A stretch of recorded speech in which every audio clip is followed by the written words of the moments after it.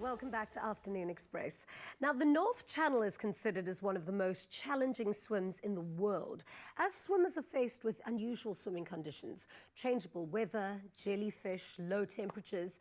Now, we have record-breaking extreme open water swimmer Ryan Stamrood back in the loft today as he shares his experience of swimming the North Channel. Welcome back. Thank you very much. So you were here not too long ago taking us through your preparation for the North Channel swim. Correct. And just to retouch on that, like you were doing such amazing, intense work. I know you were swimming, Cape Town seas almost every single day. Just give us a little refresher on the kind of training that you had to do to prepare for the Northern Channel. Yeah, well, training for the North Channel is all-encompassing. You really need a holistic approach.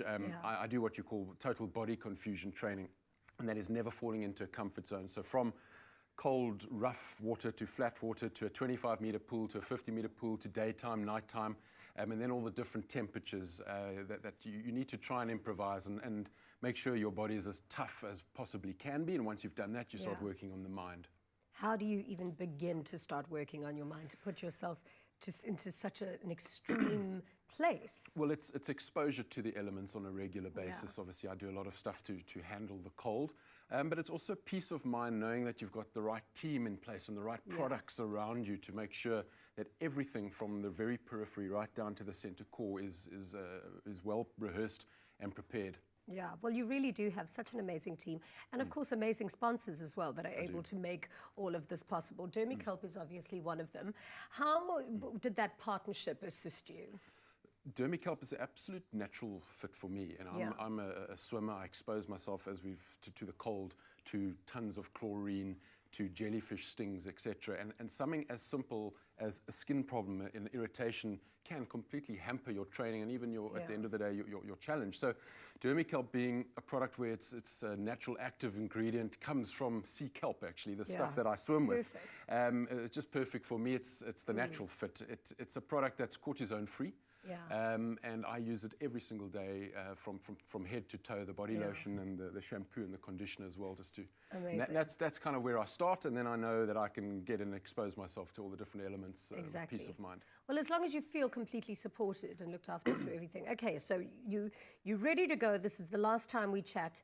And you flew to Ireland. What happened there? Right, so interesting story. So I get to Ireland. How it works is you get a 1-week period that the tide is in a position that it's going to allow you. So it all revolves around tides and moon cycles. So I get basically 7 days of standby. And in those 7 days, I've got to really hope for a very nice weather day. So any day? You don't even know when you actually go to I don't know. I'm waiting for the very best weather. And something like the North Channel being as difficult as it is, you want the absolute best. You want sun on your back and you want water that's as close to being mirror flat as possible. Unfortunately for me, it didn't work that way. The weather did not play ball. And one of the big realities of this kind of challenge is you can very easily come home without even getting in the water. And unfortunately, that's what happened to me. I was told it's not going to happen. The weather is not going to play ball. However, the way I work, if you don't try, you don't learn.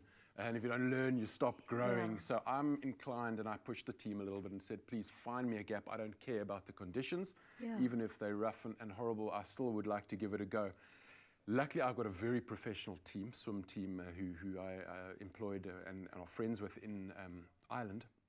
And they agreed on a small window where we thought it might be possible to get me across.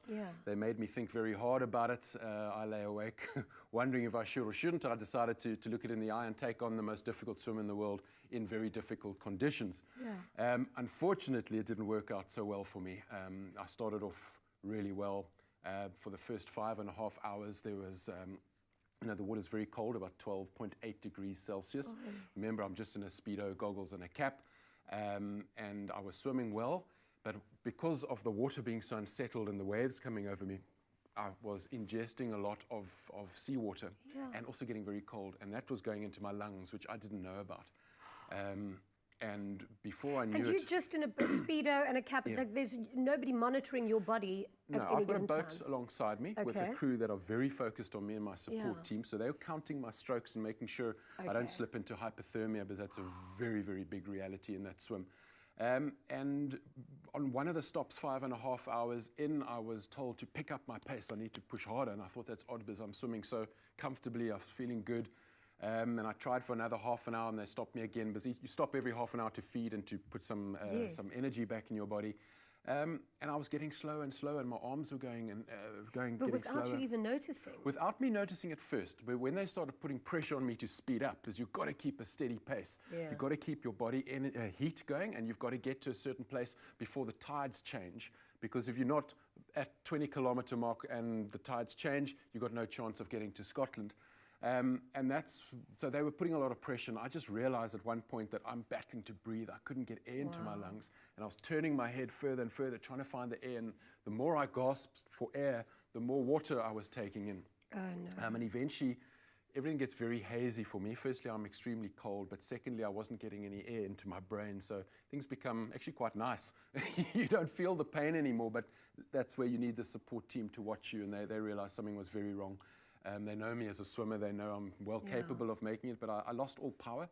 And they pulled me out, and to cut a long story short, I was rushed to hospital because I couldn't breathe, and I was gargling when I was breathing, and there was water in my lungs, and my oxygen levels were very low. So I spent 2 days in an Irish hospital for my efforts.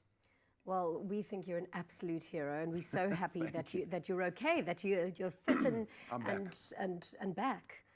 Wow, good luck for your future endeavours. Thank you so much for chatting to us. Thank you very much. And I've got no doubt you're going to try. And are you going to go try and do it again? I'm going to have to go back, Really? of course. Yeah, I'll just get a better day. More luck with the weather this time. You give me goosebumps.